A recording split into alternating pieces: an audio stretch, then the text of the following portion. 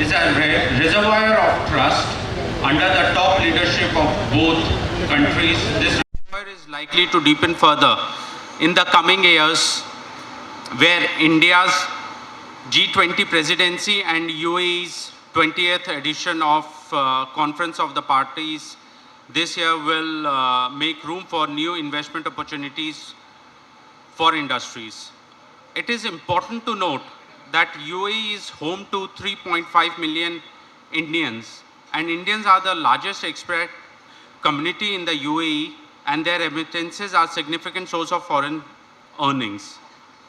Investing in UAE is straightforward and is encouraged by business-friendly legal, regulatory, and financial environment. As one of the world's freest economies with a globally minded business culture, the UAE is a stable, investor-friendly global hub. Now, the question arises, why invest in UAE? The UAE has been ranked first in the Arab world and 19th globally for its ability to attract foreign direct investment inflows by the World Investment Report 2022 issued by United Nations Conference on Trade and Development. The UAE also emerged 17th globally in terms of FDI outflows, which totaled USD 22.5 billion in 2021, reflecting a 19% growth compared to year 2020. Given that UAE is aspiring to transition from an oil-dependent economy to knowledge-based economy, the Indian-UAE relationship has potential to expand to critical areas such as space, AI, health, science, technology, and innovation, to name few. As a result of the nature of Indian investment in the UAE has changed and shifted towards a knowledge-based economy. Today, this session is going to provide an opportunity to understand new potential areas of collaboration to deliberate upon how to maximize the benefits of UAE-India investment pathway. The session would also provide a platform to bring forth stakeholders' views to enhance our engagement further, whether in addressing challenges faced or in terms of business and investment expansions. I request all participants to take maximum benefit of the crisp and mindful interaction to follow and focus on technology and sustainability that would be more prominent in driving new business growth in the coming years in UAE. As you are also be aware, another significant step in the relationship between UAE and India was historic Comprehensive Economic Partnership, also known as CEPA, which was signed between the two nations, UAE and India, on 18th of February last year and was officially entered into force on 1st of May 2022. The CEPA will support both nations' growth aspirations to become a trading, talent and business hub of the world. The agreement intends to broaden bilateral trade in products and services of competitive advantage, enable preferential market access, and share best practices, expertise, and knowledge. It will also enhance cross-border cultural and people-to-people exchanges. These exchanges have tremendous soft benefits and spark great initiatives and ideas. The UAE is an extremely welcoming country for Indian companies, whereas India's large consumer base offers an untapped opportunity for UAE companies. Both economies should ensure proper implementation and adherence to the treaty to bring both about overall economic growth and protect domestic industries. On CEPA, Dr. Reddy will be talking in detail. Before I end my address, I would like to bring to your notice that UIBC is the premier business organization exclusively dedicated to advancing bilateral commercial relations. By leveraging its extensive network in the UAE and India, the Council provides unparalleled access to senior decision makers in business and government with the aim of deepening bilateral trade and investment. I am pleased to inform you that UAE chapter of UAE India Business Council, also known as UIBC UC, has been launched on 18th of February this year, recently in UAE with an office in Dubai.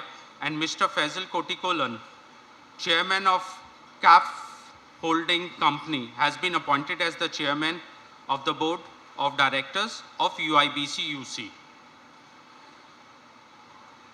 Last but not the least, I would like to mention we have been working very closely with APEDB, and we are very thankful for their support in organizing this session.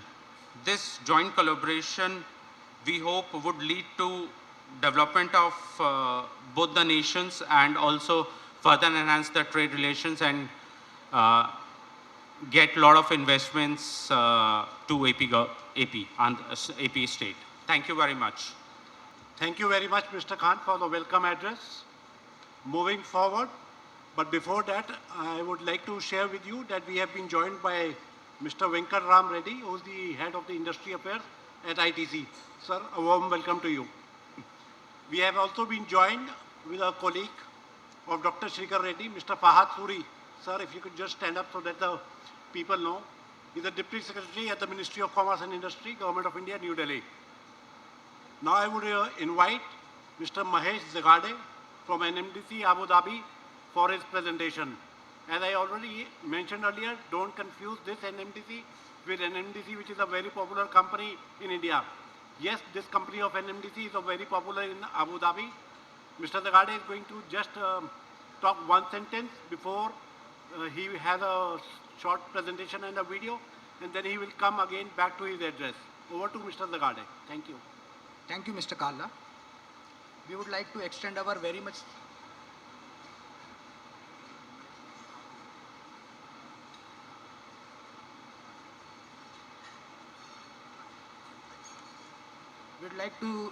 sincere thank you to Andhra Pradesh government and UIBC, which is UAE India Business Council, to giving us the opportunity to speak in this forum.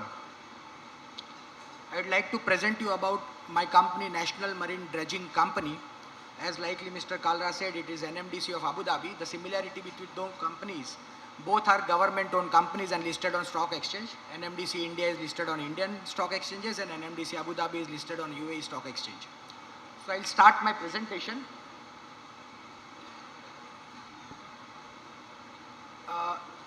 The idea behind showing our presentation that what type of infrastructure development is happening in UAE and across the globe, we would like to replicate the same infrastructure development in India. For doing so, we will be capitalizing on the thrust of AP government by organizing such investment forums and summits.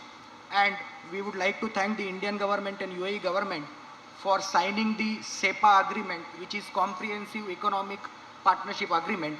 I would like to thank Indian government to fast forward this process, and it is one of the fastest agreements signed between any two countries. So NMDC has started its journey in the year 1976 as a dredging division of Abu Dhabi National Oil Company, which is called ADNOC. And after that we have progressed in development of UAE. Then we have developed ourselves to offer our engineering services, oil and gas and other infrastructure sector in marine environment. The year 2022 was the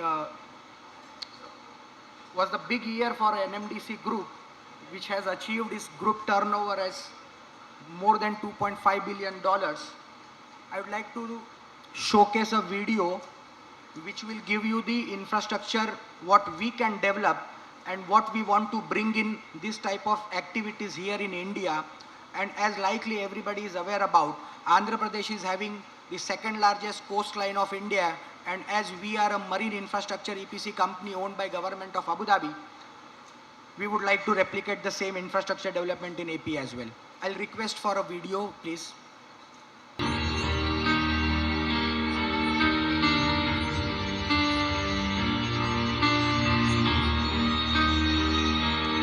are the large oil fields and islands created inside the sea 60 kilometers from the coastline.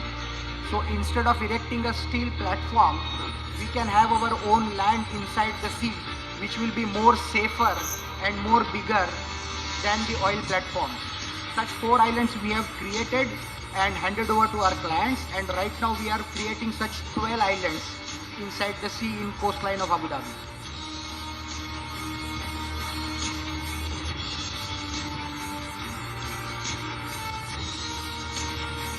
All the engineering part and other things has been taken care of by in-house team. We are fully equipped to handle such type of large projects, and we have been invited by Indian government also to showcase our capabilities to work on this type of activities here in India, majorly by ONGC.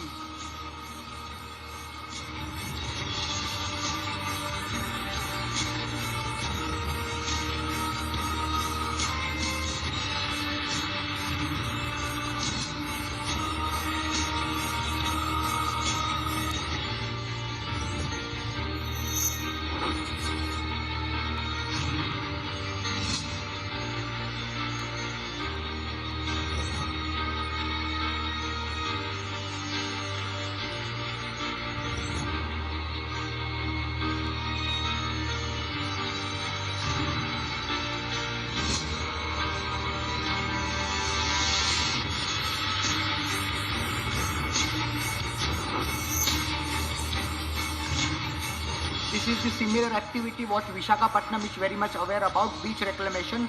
Every year RK beach is reclaimed with the new sand. The similar activities happens in Abu Dhabi also, and we have the mandate to do so.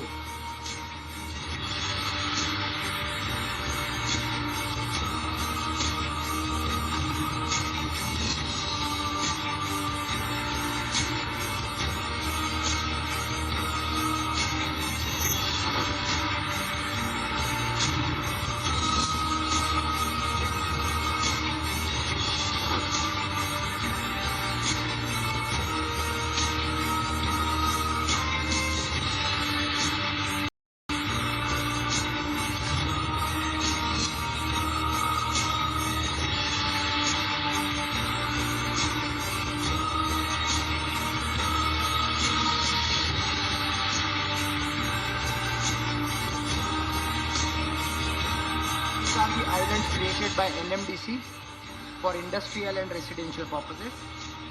This is our headquarters in Abu Dhabi.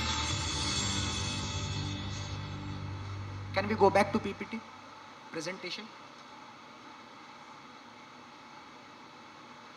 Now, as per the new management and new owners of NMDC, which is government of Abu Dhabi, we have been majorly owned by Abu Dhabi Ports and IHC, which is the sovereign wealth fund owned by Abu Dhabi government. We have been mandate given to grow exponentially outside UAE and outside GCC countries. And to mention one of the development, a major development what we have achieved so far here in India, we have signed a strategic MOU with DCI, which is Dredging Corporation of India, which is a premier dredging and marine infrastructure company owned by government of India. We are into strategic tie-up with DCI for having infrastructure developments in India as well as in UAE. So with that, I would like to close my presentation, and I would like to invite Mr. Kalra for the next session. Thank you very much. Zagade, for the brief presentation and sticking to your timeline, which is very appreciated. Before I move forward, we are also honored to have the presence of Mr. Rajshekhar Chintapalli, Additional Secretary, Ministry of External Affairs, Government of India, New Delhi. Sir, we request you to kindly join us on the dais, please. He has come all the way from Mumbai. Mr. Thakur is the Associate Director of Business Trend and the Opportunities between India and UAE. And I request Thakur. Good afternoon, everyone. Thank you, Mukesh ji, for this honor to provide the opportunity and the understanding on the opportunities between the UAE and the India Business Corridor. I would like to thank the chief guest here. I would also like to thank the members, the participants, and the various delegates who have come all the way from different parts of the India and various countries. Before I start the session, let me quickly introduce about NextDime, and then we'll go into more deeper understanding about the opportunities between India and UAE, and how can Indian businesses grow in India, and how can UAE as a country can take the maximum potentials from the Indian economy, and also from looking from an India as a consumption hub. NextDime is a more than 6 decades old organization, and we are primarily into the business consulting and professional services, supporting organizations to grow their businesses in and around different parts of the world. I have come all the way from Gurgaon to give you the basic understanding about the different two economies and go more deeper. So, although we are here and someone have asked me these questions prior to the presentation, why are we making a presentation on opportunities between India and UAE while we are at the summit on Advantage Andhra Pradesh? Let me take a step back. This presentation is not going to talk about only the India and only the opportunities for the Indian companies in UAE, but how can UAE companies, UAE businesses can look at India as a sourcing hub, India as the manufacturing hub, and in India also as a consumption hub. So if you look at the advantage UAE, right? So UAE is one of the fastest growing economy. UAE is positioned in the global supply chain in a way that it is giving various economies to look at and provide more from the not only from the consumption perspective but also from the perspective of towards the Middle East and the North America market as well. So currently if you see, the UAE is positioned very strategically on the world map. It's also projected from the India UAE corridor as well. So UAE is one of the very stable economy from a geopolitical standpoint as well, and also from the world of ease of doing business. It's ranking very heavily. So currently it's ranked at 16, and I think also the government is pushing. So currently the UAE economy has always been very focused towards the oil economy. The government is pushing to move away from the oil to a non-oil segment. What the earlier speaker has talked about how you can look at economies from the oil and drilling perspective, but this presentation is going to talk about more from the non-oil segment of the UAE economy. So government of UAE is pushing a lot on the moving away from a oil to a non-oil segment, and a lot is happening on the India UAE corridor in the trade and investment perspective. It started way back in 1972. It started way back in 1972 between the growing relation between UAE. Hello, can you hear me? Okay. It started way back in 1972 when the growing relations between India and UAE started, and it started with both the countries participating in the trade and investment perspective. While it did take 34 years to the Indian Prime Minister to visit the country somewhere around 2015, and since then there has been a numerous visit by both the Prime Ministers in different country, and then subsequently there has been a multiple push by the various ministries, foreign ministries in various parts since last 2015 onwards.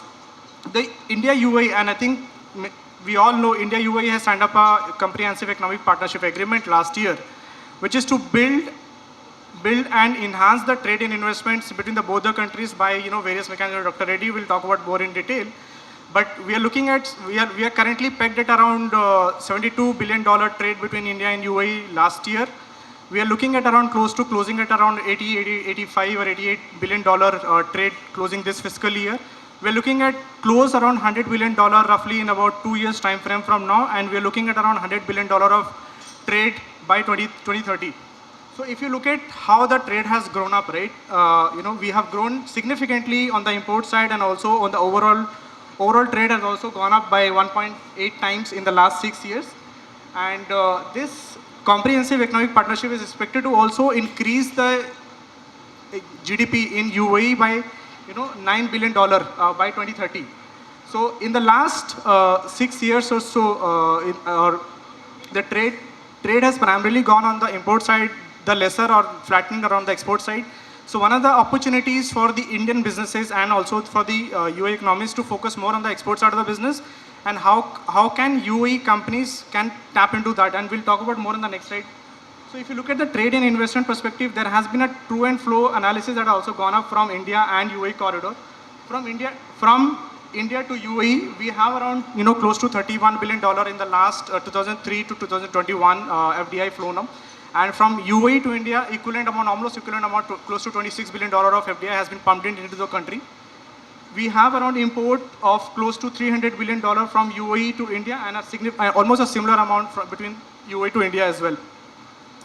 close to 40,000 companies currently operating in various parts in the UAE economy, and close to 200 plus companies registered in India.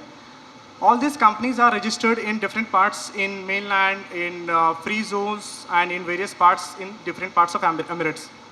If you look at the trade and investment in India, by and large, between the India and UAE, by and large, the significant amount is coming from the gems and jewelry, out of which I think 100% is coming from the natural pearls, semi-precious stones. Coal and oil and gas becomes the second largest contributor. From the export perspective, the third largest being the apparel and the textile. The industrial is around 9% and food and FMCG is around 8%. On the import side, if you look at the coal and oil and gas around 46%, gems and jewelry around 33%, industrial around 8%, metal and mining around 7%, and food is around very minimal, around 2%. So if you look at from an FDI inflow perspective, the largest contributor on FDI in the last 5 or 6 years has been the hotel and tourism into the UAE market. Whereas in the Indian side, it's primarily on the development of, because of the large real estate projects taken up by the UAE developers, and focusing more on the food and beverage companies as well. The key focus to, between both the companies, the key sectors that currently we are focusing upon, I'll come back to this slide slightly later. So that's where currently the UAE economies is positioned. Now, if you look at how the UAE economies is growing, right? UAE economies is growing in different tangent, and currently the government is focusing very heavily on technology and technology-related projects. And in and around various parts of the industries, the government is pushing the digitization across industries. So if you look at what has happened in the UAE economy post 2017, 2017 has been a milestone year from the UAE economy perspective.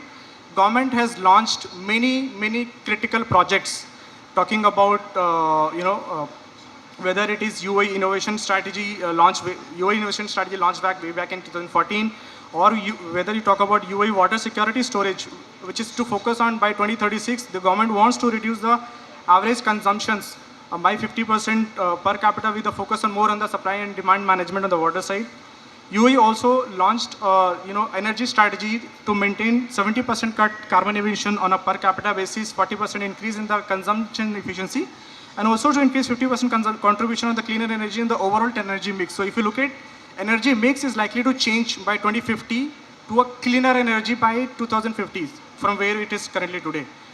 The strategy for the future is also to focus around government services, education, healthcare, mineral infrastructure, transportation, positive and healthy lifestyle. And government is also pushing very heavily on the UAE artificial intelligence strategy. So a lot of the industries or a lot of the economies are going towards the artificial intelligence digitizations. Government has also introduced a blockchain roadmap. Not they only introduced a blockchain roadmap in way back in 2017, they also implemented in a real life in their own offices. So the UAE government has gone completely paperless. A lot of their offices are currently being used in a blockchain technology to transfer data and manage the tokenizations scheme under the blockchain technology. Somewhere around 2017, government also launched the industrial revolution strategy, which is focusing upon the 4th industrial revolutions in the UAE government, focusing upon the industry, the services, the economy to pivot around the technology. The technology remains the key theme for the UAE government. So if you look at what is happening, 2021 is the year when the government has completed 50 years. 2017 when they're planning to do around 200 years of the UAE economy. So from where it is positioned today to where they want to be in the 100 years time frame, they want to focus and revolve around building the knowledge hub, building the future of economy. And if you see, somewhere around 2017 when they launched the vision for the 50 years, they were focusing upon the 4 key areas: focus on the SMEs, focus on the economic, tourist and the commercial hub, and then the focus on the knowledge-based driven economy. Around 100 years, when they complete 100 years, they want to be a knowledge-driven economy. They want to be known as primarily economy which is focusing on the non-oil segment, which is from where they started way back in 1971, purely 7 Emirates joined together as a federation to become from an oil economy to a non-oil economy. So if you see the structure of the UAE market is primarily bifurcated into 2 different parts. So there is one 7 Emirates, which is by and large the Abu Dhabi is the capital, UAE is the second largest, and then there are 5 others. By and large, there are 2 types of market available for you. One is the mainland where you can go and invest, and second is the free zones. From the free zone perspective, there are many free zones that are available right now for you to go. The advantage for free zones we'll talk about more in the next slide, but by and large, if you see from the free zones perspective, you can see on the map on the right, I'll call it out. There are a couple of major and the critical one from the free zones perspective, and these are free zones primarily from the commercial licenses perspective. So we have, Dubai multi-commodity centers, which is having around 18,000 plus companies ranging from gold, various precious metals, etc. We also have, Zabza, which is the Jebel Ali, which is right at the port, and this is primarily happening. So what you can also do, you can import products from India to one of these free zones, do the value additions without having to pay any tax in one of those free zones, subject to certain conditions, and then re-export to your global market. So all of these free zones that you see today are being utilized as the stopgap arrangement for the purpose of re-exporting to the various parts. And this can also be utilized and currently being used by the various companies in India and outside India as well. So you can see, the third largest free zone is the Abu Dhabi global market, primarily focusing upon the financial services and professional services. The Rakesh is another very large free zones, is a home to around 14,000 plus companies in and around Rakesh. And then we have clusters of 9 different free zones focusing upon Dubai Internet City, Dubai Industrial City, Dubai Production City, Dubai Media City, and so on and so forth. Why I'm talking about these 9 clusters? These 9 clusters have been launched very recently. This is primarily focusing upon for you to come and join there as a freelancer, as an entrepreneur, as a technology company, as a startup company, to go and start and invest in those free zones and start your operating. So if you see from the industrial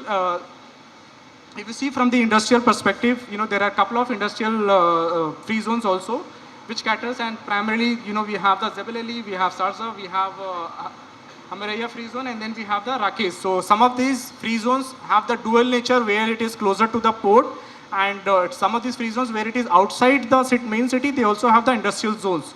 And some of the companies that are present in those mentioned there, and we can go more in detail. So somebody who wants to invest in Indian market, in the UAE market from India, they can go via the 3 modes. One, you can do the portfolio investment, or you can use the FDI entry mode, or then you can use the, the residency mode, or you can use the visa, or work there and invest. So if you can use the ODI mode or the portfolio mode, there are certain subjective conditions which has been released by the government of India earlier last year. Somebody can connect with me and I can give you more detail after this presentation. On the FDI mode, the UAE government has removed the requirement of a local Emirati. Earlier, there was a requirement of a local Emirati to be present when you incorporate or a legal entity in India. Now, majority of the companies, more than 100 activities in the mainland, is you can incorporate a company without having any local Emirati present. It's 100% FDI allowed, without any approval route, and also in the free zones, it's all 100% approval. You can set up a company under the commercial or industrial. To happen effective of June 2023, etc. onwards. But then there is no taxation perspective in the free zones. There is no capital, there is no corporate tax, there is no withholding tax, there is no capital repatriation tax. You can take out the money from the country as easily. There is no issue there also. So once you plan to invest, the first thing that you need to decide is to decide which business activity you want to invest in the economy. Once you decide on the business activity, then we'll help you whether you want to invest in the mainland, which is the 7 Emirates, or whether you want to invest in the free zones. Again, in the free zones, there are 2 types of category. One, you can invest in the free zones on the commercial licenses, or you can invest in the industrial licenses, and therefore the type of entity choice can also vary. So you can see, one, you have the limited liability company, something similar to what we have in India under the LLP, or you have the sole establishment. If you are an individual investor, you don't want to go with a more investor, or you have the public joint stock company, something similar to what we have the public listed company in India, or you have the partnership agreement. So 2 of 3 individuals can form together a partnership and we move on. or you can open a branch of a foreign subsidiary in the mainland and also open a branch of a foreign subsidiary in the free zones. There is a concept of an onshore company, so something similar to what you can see in a lot of the tax havens like Cayman Island and etc. etc. The UAE also provides the flexibility to open an onshore company, but you won't be allowed to do a business in those economy. So you can open a onshore company to do, and then subsequent downstream companies can do an activity outside India, outside UAE also. And there are special type of entities which are foundations, family, holding, and SPV, only allowed in ADGM, which is Abu Dhabi Global Market, and the DIFC financial centers for specific purposes. Some of these tractions are happening because something similar to what you're seeing in India, UAE is conducting 50 to 100 times larger than event that is currently being happening in any of the parts in India.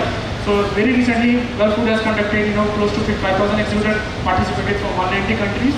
We all know about how successful Expo 2020 was, and recently Arab was also very successful, and also Dubai Air Show.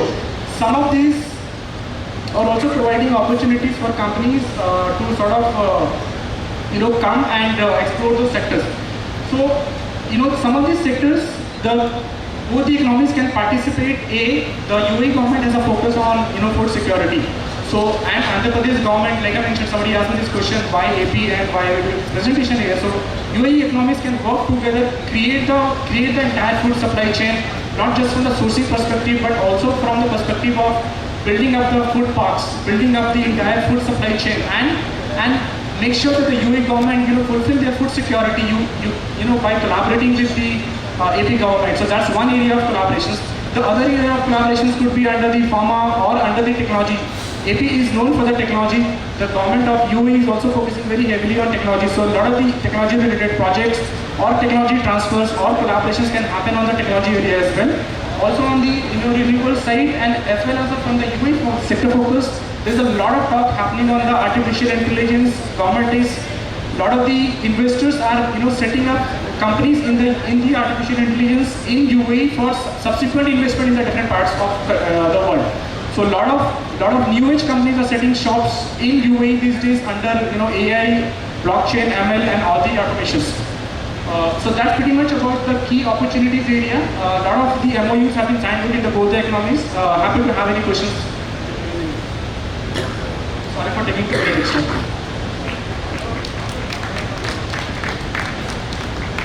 I can stand by for another 30 seconds if there is any questions. Yes. We are in. Okay. Sure, thank you. Moving further, before I request the gentleman from ITC, I would also recognize the presence of the branch secretariat head from the Ministry of External Affairs, Shri Kalash, Officer, sir, if you could join us for that.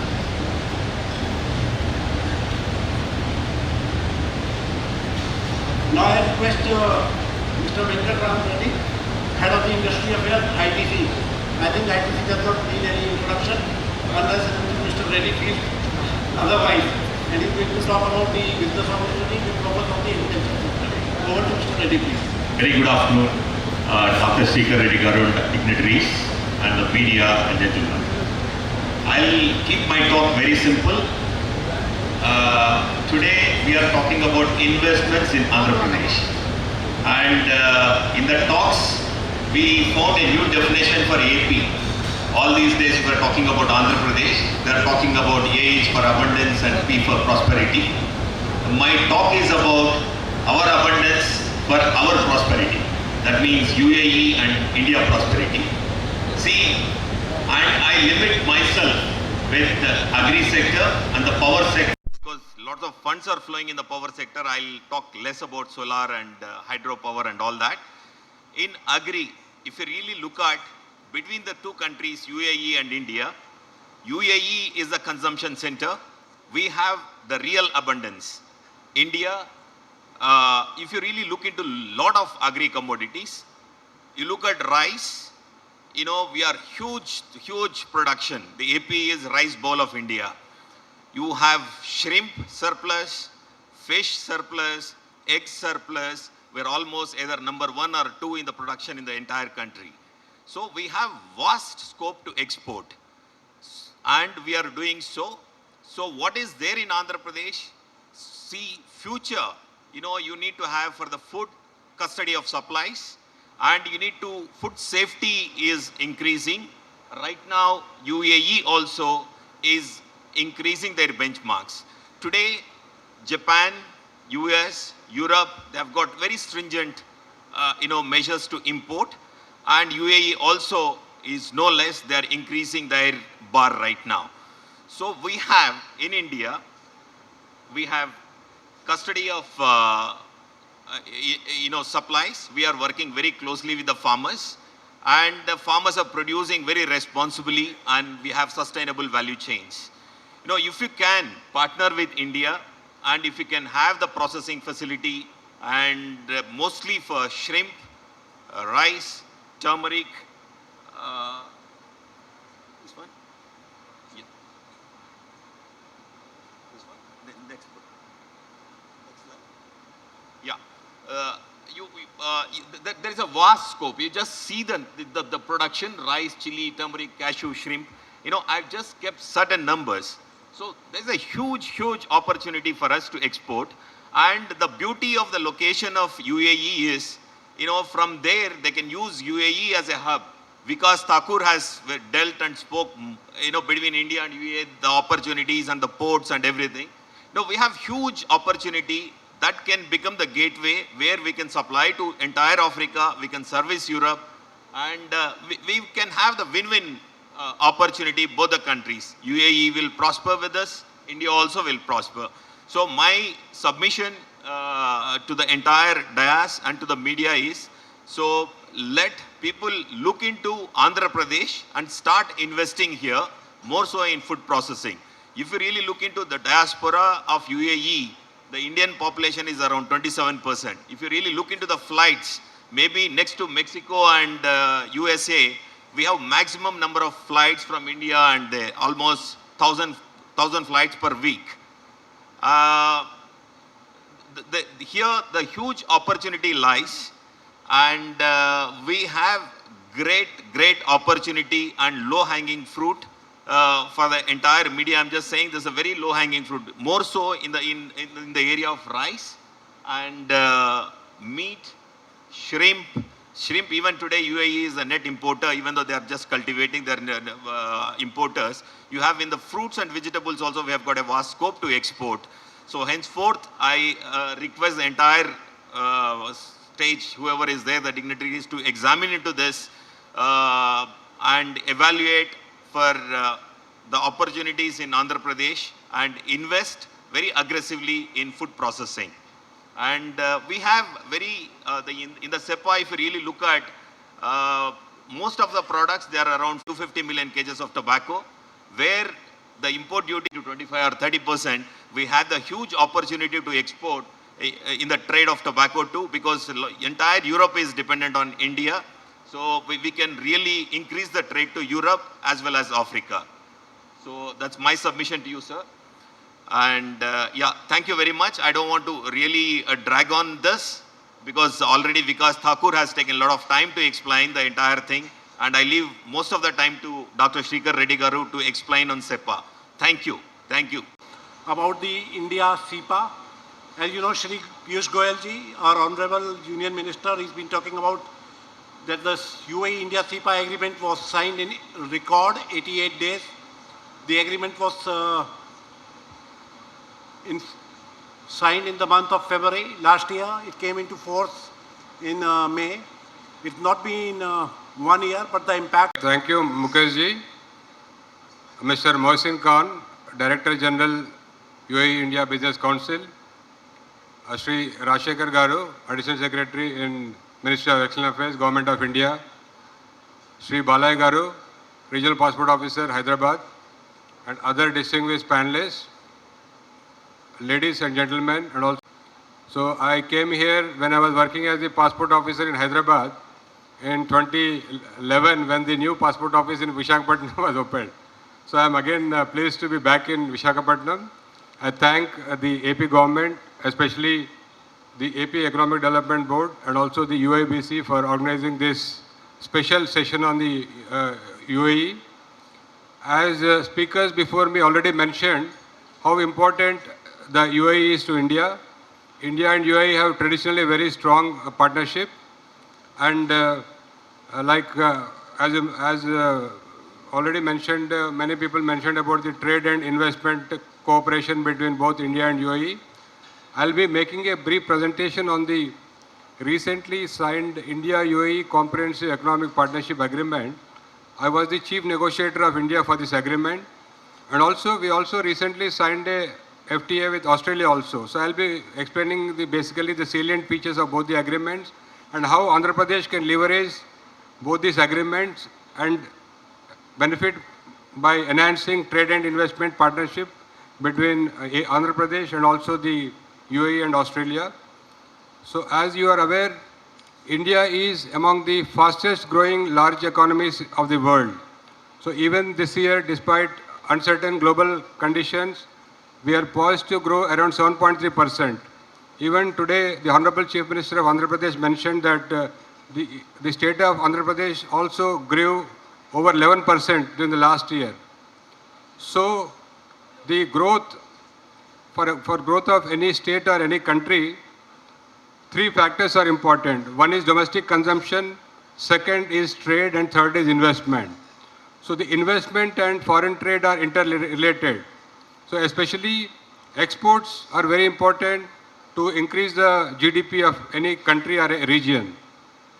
So last year was a very significant for India in terms of the exports. For the first time, India has crossed the 400 billion mark in merchandise goods. So in fact, we have touched 422 billion US dollars. In trading services, our exports were 254 billion. So overall, our exports as a percentage of the GDP is around 20%. So the Prime Minister has set an ambition for India to become a developed country by 2047. So the next 25 years, we call it as Amrit Kaal. So India has to progress from a developing economy to a developed country to reach a size of the GDP of over 30 trillion, and the per capita income will increase from $2,000 to $20,000. So this is the vision of the Honorable Prime Minister. So for that, as Department of Commerce, Government of India, we think that exports should contribute at least 20% to the overall global GDP of India. So in the Ministry of Commerce, we have set an ambitious target of reaching 1 trillion exports in both merchandise, goods and also services. So to increase the India's competitiveness, India's increasing their exports in the global market. So Government of India is having a multi-pronged approach. So we are also coming up with ease of doing business, where Andhra Pradesh is also #1 in India. So various reforms are being undertaken by the Government of India and the state governments to improve the business environment in the respective states and also the country. Second is to improve the domestic manufacturing capabilities in certain sectors through schemes like production-linked incentives. And third also, to increase the markets entry by doing the free trade agreements. Like last year, we have concluded 2 agreements, one with UAE and one with Australia. So this will enable our companies to export more goods to these countries and thereby increase the overall growth of the respective states and also overall country. So I'll just go through the salient features of these agreements, and I will also inform how Andhra Pradesh can take benefit of these 2 agreements. So here you can see both these countries, why they are important to India. So you can see both countries are strategically very important. UAE, you can see, though UAE is a small country, but being a transit hub, so it is the second largest export destination of India. And for UAE also, India is a very important trading partner. It is the first largest export destination for UAE. And you can see, out of the 1 crore population of UAE, there are 35 lakh Indians. Even people from the state of Andhra Pradesh, like from districts of Kadapa, from West Godavari, East Godavari, there are a lot of people working in UAE. So they also send a lot of remittances back to India. You can see every year, 20 billion US dollars are sent by the Indian origin people working in UAE. Similarly, Australia also, you can see we have a lot of Indian origin people, around 700,000, And also Australia is also a very strategically important country. And we did the agreement because with those two countries because a lot of complementarity. So there is no competition except in few products. So whatever products that are manufactured by India, like our colleague ITC mentioned regarding the agricultural products or other commodities, so UAE doesn't manufacture. So we can easily export. So they also don't feel threat. So similarly, whatever products we import, also there is a lot of complementarity. So that's why we have done agreement with these two countries. So this shows, even though population-wise and also size of the countries may be a little bit smaller than India, but you can see the trade, the overall trade in goods and services is around 50 to 60% of the India's global trade. So that's why these two are very important partners for India for increasing our both trade in both merchandise, goods and services. So this is very important. So we did a very comprehensive agreements with both these countries. So we got 90% of market access into UAE. So as the speakers before me mentioned, the UAE imposes 5% of customs duty on all the products which were imported from India. Now, from the 1st of May last year when the agreement entered into force, so around 90% of our products are entering at zero duty. And over a period of next 5 years, so almost 97% of the tariff lines and amounting to 99% in value terms will enter UAE market at zero duty. Only products like tobacco, like the ITC representative mentioned, because of the reasons of the culture and also religion, so those duties are at a higher level, but excepting the tobacco products, most of the remaining products from India can enter UAE market at zero duty. When coming to Australia, Australia is allowing all the products from India at zero duty. So this is a big advantage for the manufacturers based in India, especially Andhra Pradesh, to use this agreement and increase their exports to basically these two markets of UAE and Australia. So especially you can see all the sectors which Andhra Pradesh is competitive, like labor-intensive sectors. We have automobiles, agricultural products, we have textiles, leather. So all these things can be set up in Andhra Pradesh, especially Andhra Pradesh has a location advantage with the coastline of 974 kilometers.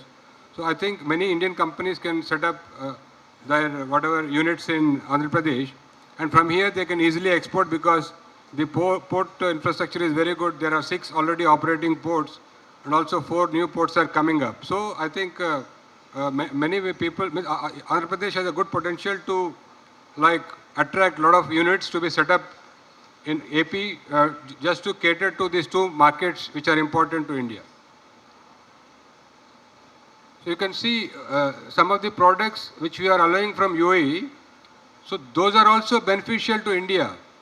So you can see like the petroleum, naphtha, LNG, and polyethylene, polypropylene, gold. So these products will serve as input materials or raw materials for the downstream industries. For example, when we are allowing the polyethylene, polypropylene, PVC, so the plastic companies, plastic products can be manufactured in India. Again, they can be re-exported back to UAE and other countries. So it will also reduce the cost of manufacturing in India. So similarly, other products, so which are also beneficial. So that's why I mentioned with these countries we have a lot of complementarity. So both countries will gain from this agreement. So that is the purpose of the agreement. From Australia also you can see we have made the duty on the coking coal zero. So the coking coal, as you know, is an important ingredient for steel industry, aluminum industry. So which also again lowers the price of manufacturing of steel and aluminum. So thereby benefits the Indian economy. So here you can see for state of Andhra Pradesh, the services sector is also very important because most of the people in Bay Area or other US and other countries, Australia also, a lot of Indian, especially students from Andhra Pradesh, study in Australia. So now with Australia has agreed to provide visas, post-study visas up to 4 years for the students who study in Australia. So thereby they will get an opportunity to work and also they can also settle there easily if they want. So and also Australia has also agreed to provide visas for the software professionals and also other business services where the state of Andhra Pradesh can also benefit from this agreement in trading services with both UAE and Australia. So these are some of the features in the agreement which will protect the Indian industry to take care, like for example, if there is any sudden surge of any product from other countries, so we can also have a safeguard mechanism which will protect the Indian industry. And especially, we have a special agreement with UAE on the pharmaceutical products, which is of interest for the pharmaceutical companies based in Andhra Pradesh and Hyderabad, because the UAE has agreed to allow registration and market entry within 90 days if the product is already registered in US, EU or UK. So this will also give additional advantage for the pharma companies to also market their products once they are registered in any other developed country. So these agreements are different from the earlier agreement because we are doing extensive stakeholder consultations involving all the industries, all the state governments, all the government departments in the central government, and we are doing agreements with everybody on the board, and that's why we are able to conclude these agreements last year, which are win-win agreements for both India and the partner countries, UAE and Australia. And so we are also negotiating the agreements with the Gulf Cooperation Council, the United Kingdom, the European Union, and also Canada. So these agreements also we hope to conclude in this year, some agreements, and next year. So I think all these agreements will benefit the manufacturing sector in Andhra Pradesh. Already the advantage Andhra Pradesh, this Global Investor Summit, has shown the location advantage of Andhra Pradesh and also the incentives provided by the state government for locating the manufacturing, and also with the excellent logistics and port infrastructure. I think this state can attract a lot of investment. So just we have some data because we started implementing this agreement from 1st of May. You can see the overall global exports when compared to last year for the period of 6 months from June last year to January this year. So there is a decline of 4%. But for the UAE exports, there is a 5% increase. So that shows the SEPA's positive role in increasing the exports to UAE market. So this is an important thing. You can see the utilization of this agreement. You can see when we started, it started hardly with some 400 consignments. So these are the preferential certificate of origin which is issued by the government agencies for the consignments which will go from India to UAE to get the 5% tariff benefit. So you can see the growth in the number of consignment on a month-on-month basis. Now we have reached 6,000. So this makes the India-UAE agreement as one of the fastest utilized trade agreement with any country of India. You can see some of the products which are gaining significantly. You can see the electric machinery and equipment. You can see the gems and jewelry. You can see automobiles. AP also has a good automobile sector. AP can benefit by exporting automobile components and also electronic components, and also agriculture and other products, chemicals also. So some of the sectors couldn't perform. One sector, iron and steel, because of the export duty on steel, and textiles because of the global economic situation, especially in the African countries where the offtake was low. So that's why the exports of textile products couldn't gain much from the agreement. So now coming to the advantage of AP that can take from both these agreements. You can see AP already, the Honorable CM and other speakers in the today's morning session have emphasized the advantages of AP. So AP has good manufacturing capacity, especially in the agriculture products, marine products, electronics, textiles, and also automobile sector. And also in IT and IT-enabled services, and also it has logistics, ports. So they can work with the UAE, especially in the logistics sector. UAE is very strong, especially the DP world. So they can benefit. Already the UAE has invested around 2 billion. The UAE Sovereign Wealth Fund has invested 2 billion in Adani group of companies, which also owns some ports in the state of Andhra Pradesh. So the investment can further come from the UAE because as you can see from the slide, so UAE government has promised to invest around $75 billion in India.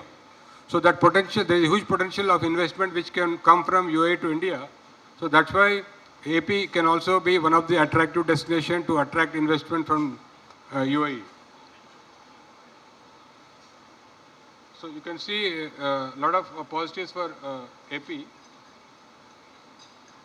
So this you can see some of the sectors like the petrochemical sectors. AP also has a significant petrochemical sector.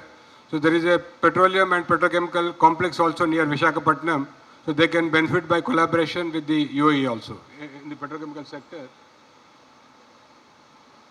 So these are, you can see what are the current exports of AP to UAE. So first is engineering products, which includes medical devices, which includes machinery and also automobiles. So there is a significant export of engineering products to UAE. But I request all the entrepreneurs based and companies based in Andhra Pradesh to utilize the India-UAE agreement and to enhance their exports to UAE, so thereby creating a lot of employment for the people of Andhra Pradesh. So this can be done. So we have set a target to double the overall trade between India and UAE in the next 5 years. So I think the AP has also potential to double its exports to UAE. Currently you can see it is around 600 million. So easily AP can reach 1.5 to 2 billion in the next 5 years, thereby creating a lot of employments only through exports to the United Arab Emirates. So this is to Australia. So the Australia also, this agreement provides an opportunity for the AP companies to enhance its exports to Australia and also contribute to the local GDP. Like one of the speakers before me mentioned, the UAE-India agreement will be adding around 9 billion to the UAE economy. So similarly to India, we estimate around 1 million employment to be created in India. Thank you very much. Thank you for your attention. I think Honorable Minister has come. I request Honorable Minister to come and say a few words.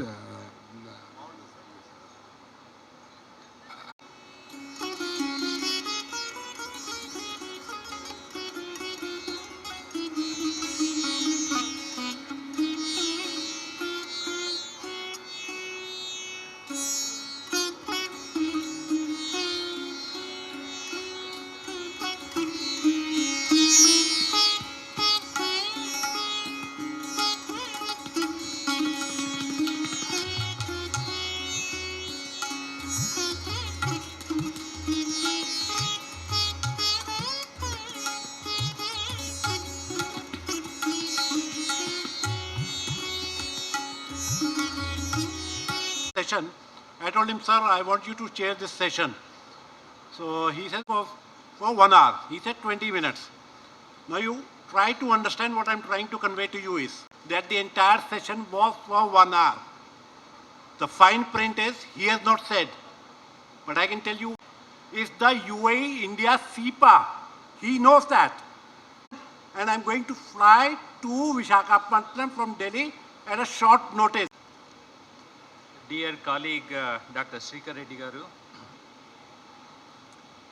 Mr. Mohsin Khan, Director General UAE India Business Council, Mr. Mahesh Zagade, Mr. Vikas Thakur, Mr. Venkatram Reddy Garu,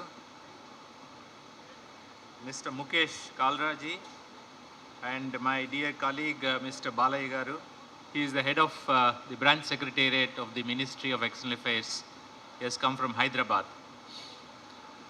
First of all, I would like to heartily congratulate the state government of Andhra Pradesh, which has very successfully organized this big investment summit, and also congratulate for the amount of investment that has been announced as committed, 13 lakh crore rupees.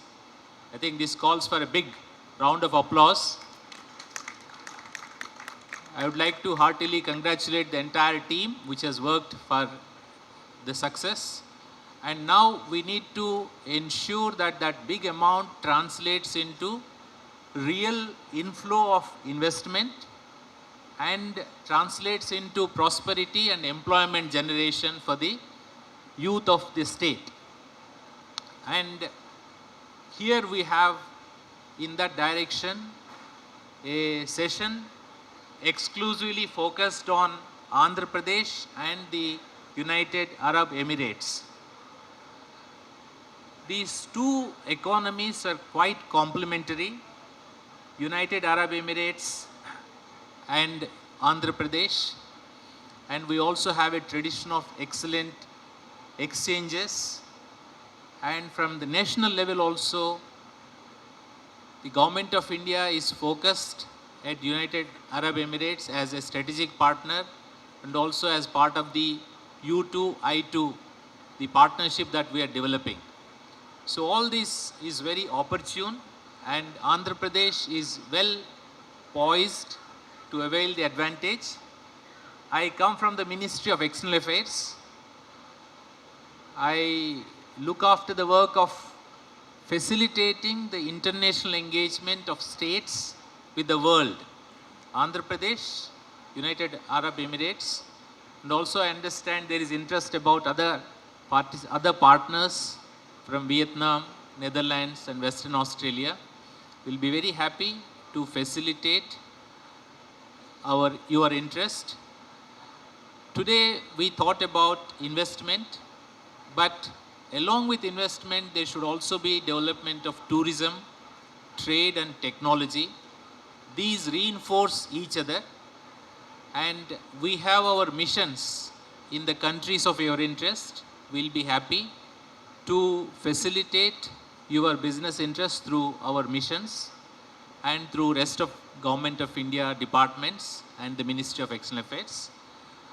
I would like to once again heartily congratulate the completion of this bilateral trade agreement called SEPA, Comprehensive Economic Partnership Agreement. We are fortunate to have Dr. Srikar Reddy Garu, who has worked to realize that in a very short period of time. And let's try to avail the benefits of that. And also there are quite many Government of India schemes and programs going on to promote trade and investment. For example, for tourism promotion, there are so many schemes, and promotion of one district, one product, there are so many schemes. Also millets, this is the International Year of Millets. So I would invite you all to focus on the ongoing opportunities. We at the Government of India, Ministry of External Affairs will be very happy to assist you, to facilitate you, so that this translates into mutual benefit. Thank you very much for the kind invitation and this opportunity for me to participate in this wonderful event. Thank you. Corresponding business, whatever you are looking into, so they will facilitate. Thank you very much.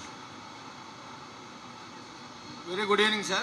But we have a Commissioner of Industries in state of Andhra Pradesh, like the AP Economic Development Board. We have officials here.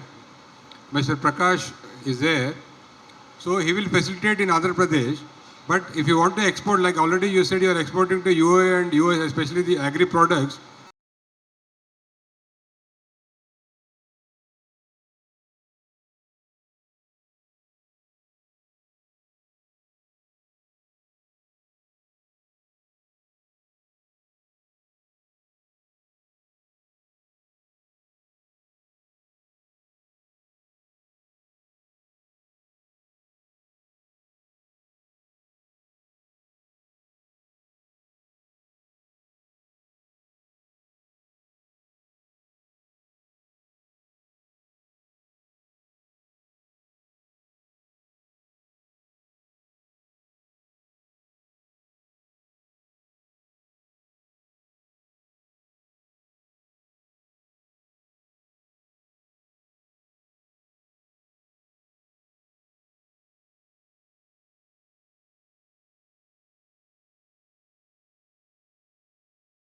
Preferably, thank you for all the support you offer us. And also all the other officials from UIBC, Mr. Moshin Khan, Mahesh, next time Mr. Vikas Thakur for his elaborate presentation. ITC Venkaram Reddy sir, I had my own selfishness in kind of asking you to present on agriculture, because I have come from agri background. I've done my MSc agriculture. So that was a great brief presentation. Thanks a lot for that. And Mr. Mukesh Kalra, of all the last but not the least, thanks a lot. And the interactions were also great. You know, as you can see, you know, the lady here, she's been like very interested in continuing the engagement. That was the purpose of this session. Thanks a lot, all of you, for your time and participating actively. Good evening all. Thank you.